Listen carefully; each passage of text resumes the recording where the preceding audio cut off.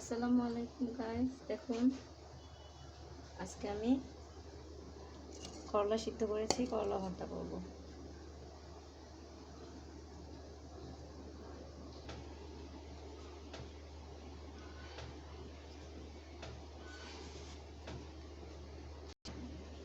দেখুন গাইস, পেঁয়াজ মরিচ একটু টেলে নিয়েছি।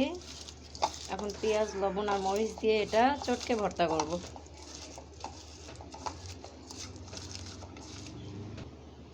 সরষের তেল দিয়ে দিলাম।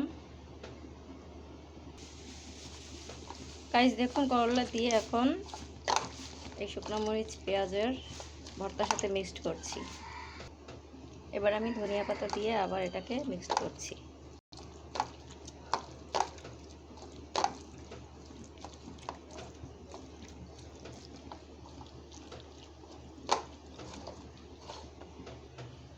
গাইস দেখুন, বৃষ্টি শুরু হয়ে গেছে। এই যে বৃষ্টি হচ্ছে আস্তে আস্তে। এই আমার হয়ে গেল মজাদার করলার ভর্তা। আল্লাহ হাফেজ।